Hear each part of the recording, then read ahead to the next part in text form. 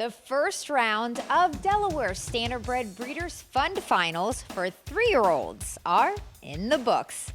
Let's see who brought home bragging rights and the winner's share of that big $100,000 purse.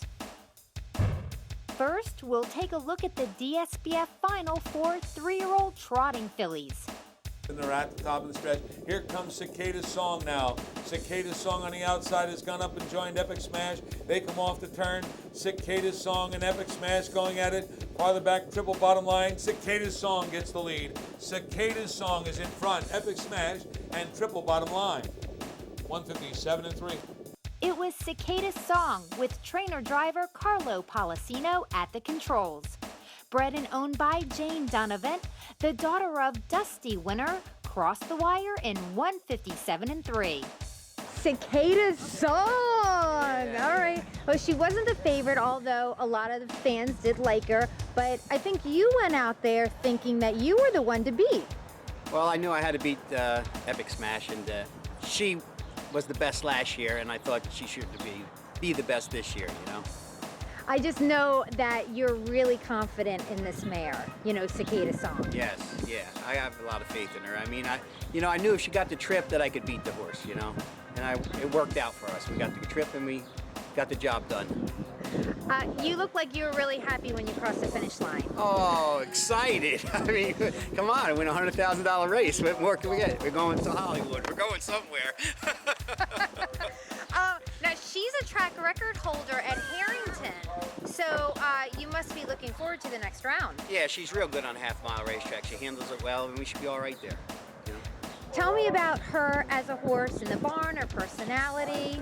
Well, she's real friendly. I mean, a little aggressive on the racetrack when you jog and she grabs on, but to work around and everything, she's really nice.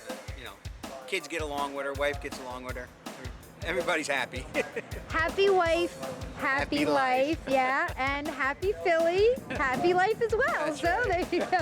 Thank you so much, Carlo. Congratulations. Thank you. On to the $100,000 final for our first state bred colt and gelding sophomore trotters. They come to the top of the stretch. That leaves Overnight Shipper out there by 4 lengths. Into second is Outside the Line, followed by Seafood. Off stride, Overnight Shipper. They come for home now, and Outside the Line's got the lead. Seafood Scrappy coming on the outside. Here comes Seafood Scrappy on the outside. Seafood Scrappy is going to get up after a break, and it's Outside the Line. It's Samuel J., 159.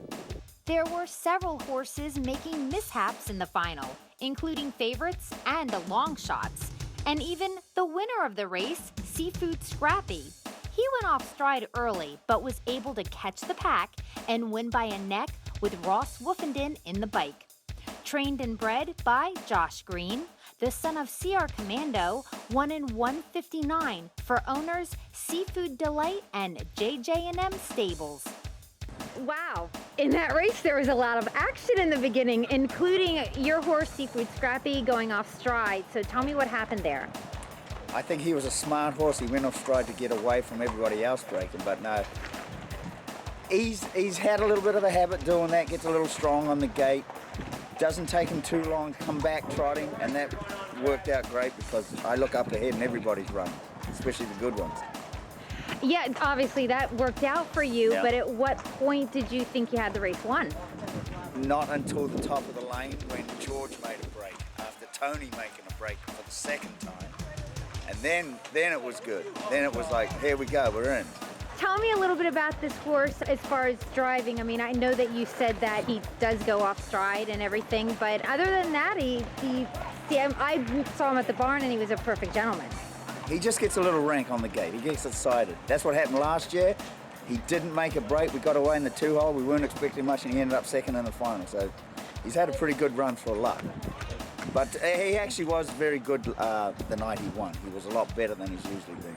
All right, well, you have another round to go for DSBF, so congratulations and good luck. Thank you.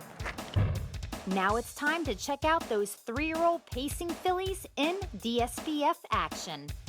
They make their way over toward the top of the stretch. Apple Bottom Jeans leads by 2.5 or 3 lengths.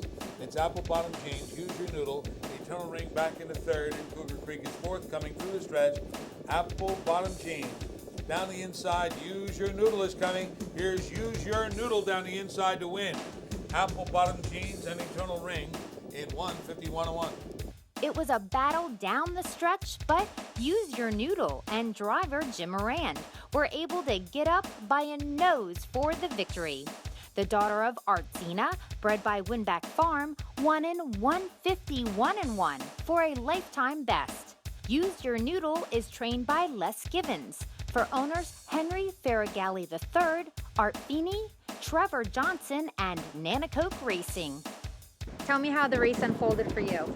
Well, she drew the rail and she got away good. I let one go, come back to the front, and Montreal come up to half. And I let him go around the last turn. He got away from me. I thought, well, we might be second. And then straightened out, and she dug in down the lane and just got up and got by him. Yeah, you know, when I was watching that coming down the stretch, I thought she was beat. So what do you do as a driver if you are starting to psych yourself to be maybe we're gonna be second? Or do you ever just think, win strategy, I'm not getting beat here? Well, you like to win them big ones. I mean, you're not in them a lot, but when you are, you'd like to win them. But just the way the race worked out, and she come on down the lane and just got by him. So she basically told you, I'm not giving up here. Well, he pulled away from me around the turn a little, but she kept coming, but she did it at the right time, right at the wire. Yeah, she did. Finally, let's bring in the $100,000 Delaware Standardbred Breeders' Fund Final for 3-year-old Colt and Gelding Pacers. They're at the top of the stretch, turning for home. John's Dream is colored now by Next Success. Power to Perform swings to the far outside, coming through the stretch. Here comes Power to Perform after Next Success and John's Dream fighting hard. Next Success and Jim Moran, they win it. 1:52:04. It was a familiar team in the winner's circle for this victory as Next Success wins with reinsman Jim Moran for trainer Les Givens. Remember, we just saw them in the winner's circle with Use Your Noodle. This son of Visa, bred by Winback Farm, is owned by Henry Faragalli III, Nanacoke Racing, and Bay Pond Racing, and crossed the wire in 1:52:04. It's been a big week for you, Jim, winning the $100,000 final here, and second one for the week. It's quite a time to remember. Yeah, I mean, everything worked out good. We drew good, and they all raced good. That's the main thing. For sure. Now, in this race, there was a horse that you had to beat. You know, Tim Tetrick had the lead. What was your idea? Were you timing the wind or something to pull out and get going? Because you really flew out. Well, I wasn't sure how the race was going to work out. I mean, all the colts were pretty good in theirs. Just the draw helped, and I thought I might get a 2-hole trip. That didn't work, and I got to sit till the backside that long. And I said, well, we got to give him a chance now. Yeah, he responded and kept going to the wire.